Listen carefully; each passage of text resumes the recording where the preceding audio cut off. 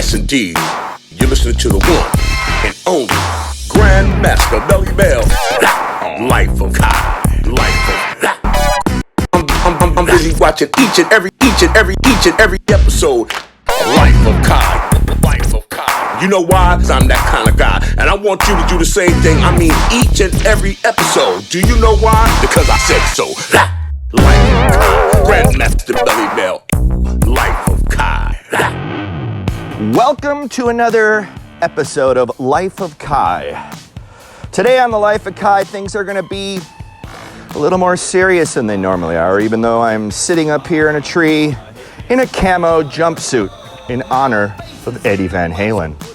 One of the reasons why it's going to be a little more somber than usual. Today's extremely special guest is award-winning actor, talk show host, game show host. Aisha Tyler is on the show, and we're going to be going deep on the situation that went down in my hometown of Minneapolis with George Floyd.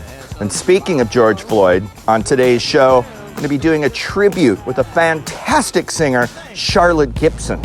But ladies and gentlemen, here's my first guest, Aisha Tyler. Should we start by pouring a little drink? I'm going to pour myself a drink. I was going to pour it on camera. Well, ladies and gentlemen, I am with Aisha Tyler, and we need to start the show off with some of her unreal, delicious. I've got both flavors here. I've got both flavors. I love it. Cheers to you. I mean, cheers. Cheers. Whoever said that alcohol didn't work, probably. Oh, so good. First of all, Life of Kai viewers, Aisha Tyler has done a million things. Like, it's unbelievable. NAACP award. She was on Friends. She was on Talk Soup. The Talk. Yeah. Let's talk. You and I also share a musical favorite. Prince. Oh. I did my music report in the 8th grade on Prince, and it was very, controversial because that was played like his. I think it was just his first album that was out, and I want to remember what the tracks were on that album, but I played something very filthy. What is your all-time favorite Prince album? Oh, Sign of the Times. By far. Yes, me too! It's such a great album. I've listened to it hundreds of times because, all of his albums were really extraordinary. And then he started doing the narrative albums and, Under Cherry Moon and Purple Rain. But for me, Sign of the Times just held together perfectly as like a piece of art. I Can Never Take the Place of Your Man blows my mind. Black day, stormy night, no love, no hope in sight. Sounds like the theme to what we're going through right now. Right now, yeah. Obviously, look, we're going through some crazy stuff right now. This is a crazy time. Let's talk about that a little bit, okay? Let's not go. Let's talk about it. It's bananas what's going on. And actually, this is going to sound crazy, but I'm kind of glad the cops are being I don't want anybody to get hurt, but I want people to see it. I want people to see what's going on. Yeah, when they're shooting reporters on live television, or when they arrest a guy for doing nothing, it disrupts the narrative that all cops are good and anybody who gets in trouble, it was their own fault and they instigated it. Because some of these guys are just itching to fuck somebody up, and that's what they're doing right now. The truth is, this is the ultimate mirror. This is the ultimate weapon. Okay, it's a weapon.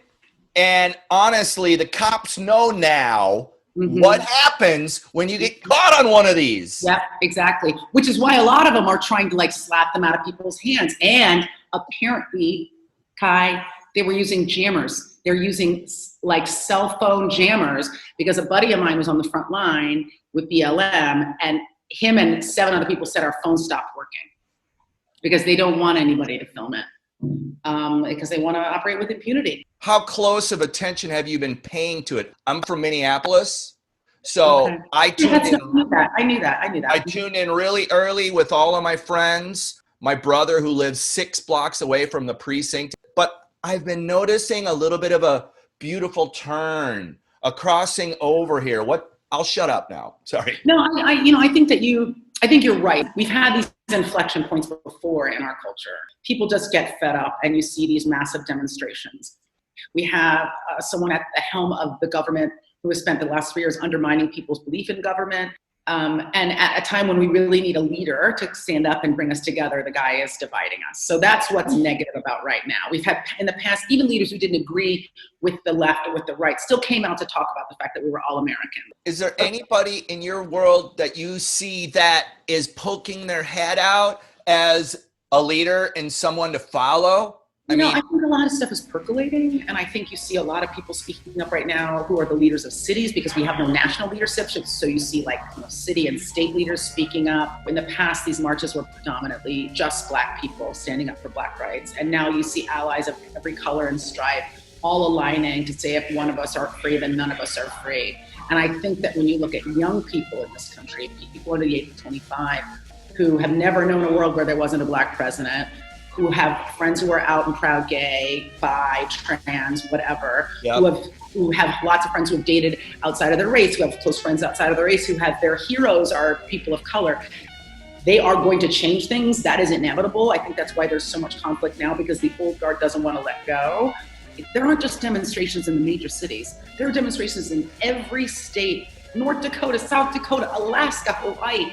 The moral arc of the universe is bending towards justice. And I think that people are waking up in a way they never have before. And I think hopefully what happens is all the people who are galvanized and marching right now will organize over the summer and will vote and will take all of this anger and turn it into something real and actionable. But the movement is bigger than all of that. It's true. Because it's a movement for justice. It's a huge movement, which in my brain went, oh, is this going to really get rid of Trump? Is this going to be the screw? We don't know anything. We don't know anything. We don't know anything. We don't know what I think? Yeah, I reached out to my niece, Daisy LeVay, who is the class of 2020. Oh, yeah. I called her in Minneapolis. Her graduation. What's that? You didn't get to have her graduation. Well, for her graduation gift, I had tickets for Coachella for her, but we had to cancel that, but hopefully they'll redo it. But what I wanted to say was, in talking to her, when she went out the first night down to the 3rd precinct, which, like I said, is 6 blocks away from her house, her and her friends were so fired up. And they didn't think about the virus. They didn't think about who might be standing next to them with a bomb. Their passion was just for what's right. And they don't even begin to understand racism. So they're clear. They're very clear. My idea for that is my generation and your generation and the generation before that, we all need to turn around and look at the youth and go, you got this, man. We all need to band together. We need to vote for the right thing. I agree. I think the youth has a lot to do with what's going to go down. Have clarity. They're clear on gay rights. They're clear on social justice. They're clear on racial issues. They're clear on gun control. They're going to get it done. Now that we're talking about this on Life of Kii, there was a moment on CNN that was just a natural moment of a protester in Minneapolis speaking to a reporter on CNN. Let's go to that clip right now. What do you say to the people who are making You know what? This is what I gotta say to the people who are destroying things. If you really feel like you have to take an opportunity, if you're going to be an opportunistic, something is wrong with you. If you cannot stand up and fight the good fight and you want to be a cheater and go ahead and taint what we're trying to do, something is wrong with you. Because what we're trying to do is stand up for the basic rights of humanity. And that's what we're trying to do, and we're trying to do it in a peaceful way. We do not want to go through this anymore, okay? I want to be able to go in a white neighborhood and feel safe. I want to be able, when a cop is driving behind me, I don't have to clench and be tense, okay? I want to be able just to be free and not have to think about every step I take. Because at the end of the day, being Black is a crime. At the end of the day, being born Black is a crime to them. And I don't understand why. Because we're all humans. And that's sickening. I gotta go, man. Be careful. That may have been the best summation that I have heard in the time that we have been covering this. There are more good people than there are bad people. Yep. And I think there are more people clear on the promise of this country, right? The promise of the essence of our identity, which is life, liberty, and the pursuit of happiness for everyone, no matter what their class, creed, or color is. That's been bastardized and mutilated for years. And finally, no, we're going to live up to this promise. We're going to stop lying to ourselves and saying that we've gotten there, because we're not there yet, but we can get there. Here's to that idea. Where's your drink? Here's to that. I mean, we need leadership back. I mean, we are a rudderless ship right now. And I mean, we gotta get our shit together. I feel like I'm being pulled behind a boat on some floaty through a hurricane. I'm like, okay, what's good? I mean, I'm dressed for it, but. Yeah, and then you look at the guy who's driving the boat, you know, has like a double vodka tonic and is like not even looking at you. And you're like, is this gonna be okay? He's like, oh yeah, sure. It's so good to see you, by the way. I just gotta say it. I'm like, you fill the room with life. Our glasses look so good together. We're very cool. We're yes. Serious. Thank you for coming on my show. It's so good to see you. You spent a lot of time with me. I really appreciate it. And this is going to be a fucking intense episode. You're the best. You're better. Stay metal. Metal.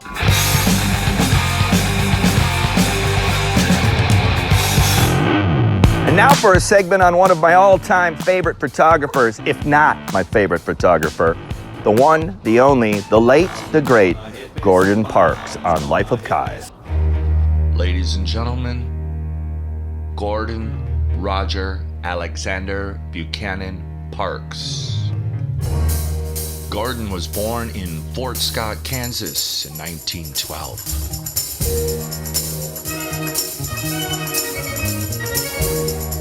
Gordon was the first African-American photographer and writer for Life magazine.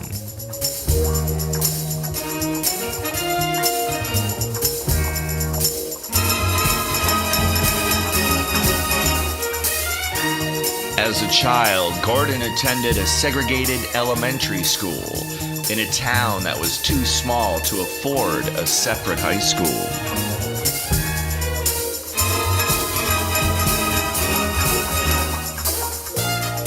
Gordon was the first African American to produce and direct major motion pictures, including Shaft.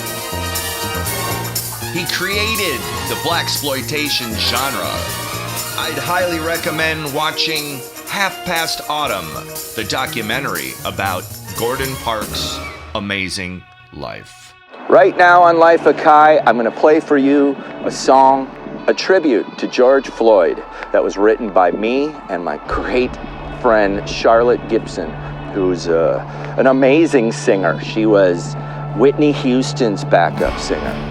9 Inch Nails. She's sang with everyone. Recorded the vocals with Linda Perry at her studio. Thank you, Linda, for lending your ear to Charlotte and I and making sure I didn't sound too much like David Bowie. Here it is, our tribute to George Floyd. This is Life on Earth. It's a god-awful sad affair for the man who was gasping for air. All the people were yelling no, but the cop just wouldn't let go. The man said that he couldn't breathe, calling out for his mother, please. Caught on phone in the clearest view, he kept saying he couldn't breathe. The cop and the rest of the four, they're murderers, that's for sure. We could spit in the eyes of these fools. Don't you ask for forgiveness for George Floyd. The whole world is crying. Oh man, look at those marches go. It's the freakiest show. Take a look at the law man beating up the wrong guy. Oh man, I wonder if he'll ever know. The truth is starting to show. Is there life on Earth?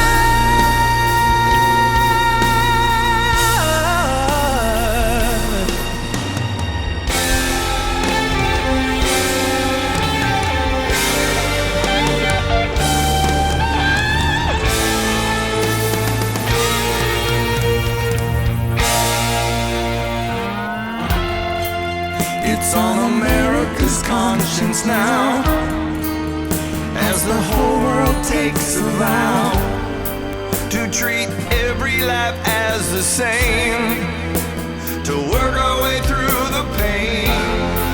The system's rotted to the core. That's what everyone's marching for. I see the signs of the millions rise. See the hope in Brianna's eyes. Racism is a saddening bore. We've written 10,000 times or more. Let's not write it this way again. As I ask you to focus on guns drawn, pointing at the wrong guy. Black lives, they matter, you should know. Let's stop this terrible show. There'll be no more of us. Oh man, beating up the black guy. Oh man, why did he have to go? A change is starting to show.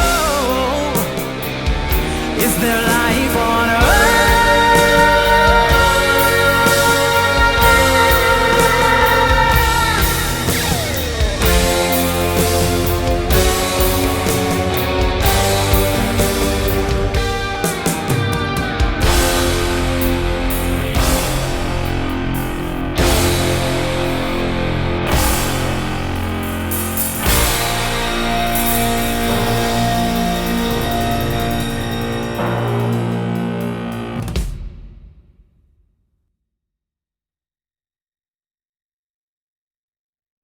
This is a more serious episode of Life of Kii. Serious Life of Kii. Life of Kii. There's so much panic and unrest in the United States surrounding this election.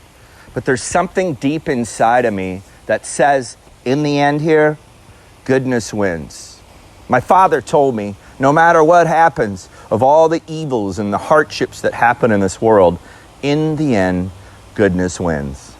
And I hope on election day, on Tuesday, he's right. Because I am going to have a massive hangover Wednesday morning. There is no doubt.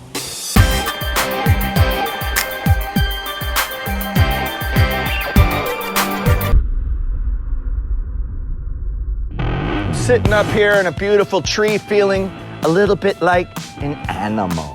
And right now for you, 3 animals bringing you the biggest rock sound in the world. This is People Mover and Move!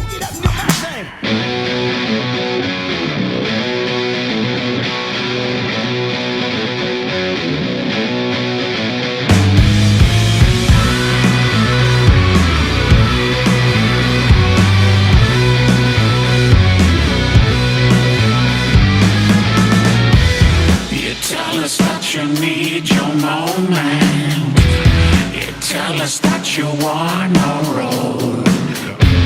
But tell me, can you live in your skin when people make you eat your soul?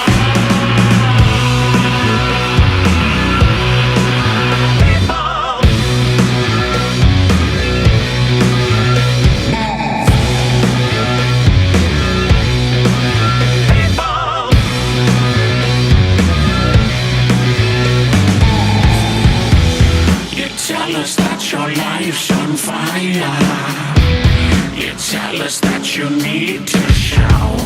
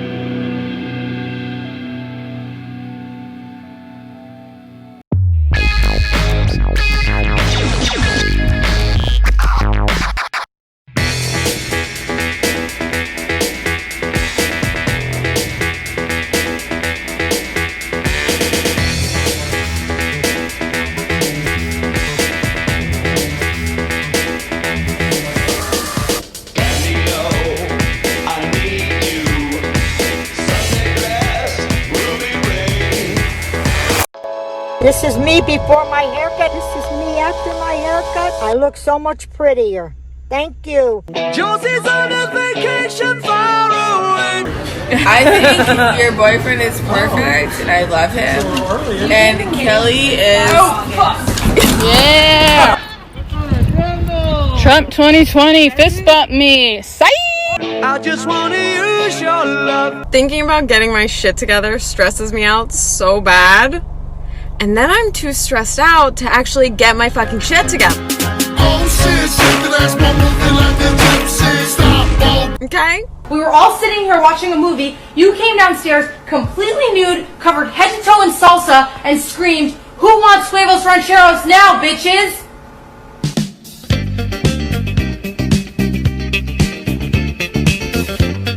Nobody's gonna know. Nobody's gonna know. They're gonna know. I love you if Melania. Hey, I just wanted to take this opportunity to say hello, and hope that you're having a most spectacular, awesome day. And if you're not having a super spectacular, awesome day, have some cocoa.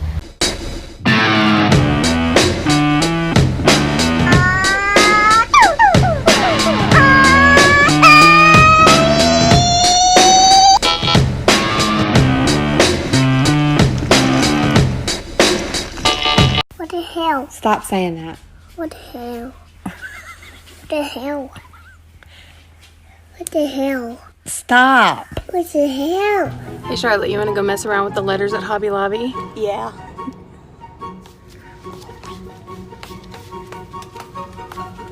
Hey you, be happy. It's a nice day.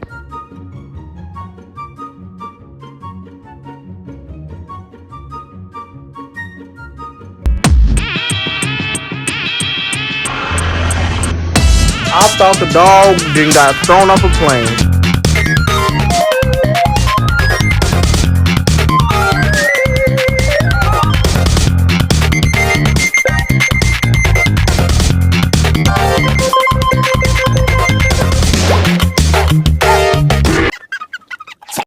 Oh my God, Freddie, should we pull out a record? Oh, yeah. I got some troubles, but they won't last. I'm gonna lay right down here in the grass. And pretty soon all my troubles will pass. Cause I'm in shoo-shoo-shoo, shoo-shoo-shoo, shoo-shoo-shoo-shoo-shoo, Sugar Town. I never had a dog that liked me some. Never had a friend or wanted one. So I just lay back and laugh at the sun. Cause I'm in shoo-shoo-shoo, shoo-shoo-shoo, shoo-shoo-shoo-shoo-shoo, Sugar Town.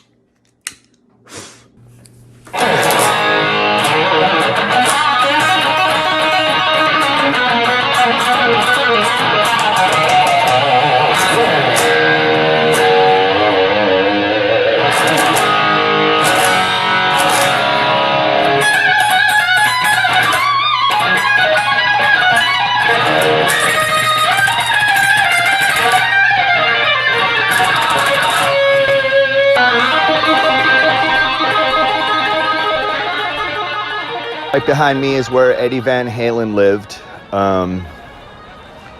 Eddie Van Halen is my all-time favorite guitar player. Last year, I had the amazing fortune to see him walk out of Arts Deli in Studio City as I was putting decals of some of my art on a window next door. So I got immediately really nervous because Eddie Van Halen, best guitar player ever. So I kind of put my head down like I'm standing now. I slowly walked up to him and I said, I couldn't forgive myself if I didn't take this time to tell you how much your music and your guitar playing has meant to me and how you are my all-time favorite guitar player. not only as a lead guitar player, Eddie Van Halen, and as a rhythm guitar player. I'm standing on Coldwater Canyon. There's tons of cars cruising by right now, and I'm wearing the only jumpsuit I have in honor of Eddie Van Halen and his love for jumpsuits. When I met him outside of Art's Deli, I told him that I had designed the poster for his show at the Hollywood Bowl. And he told me that that poster was hanging framed in his bedroom. And that poster ended up being the last poster of Van Halen's career. That was the last concert for Van Halen. Eddie Van Halen, rest in peace, pal. Love you, buddy. Yeah, I mean, can I try to call you back? I don't know what's going on with the rest of this shit, but I mean, you really can't go wrong with polka dots.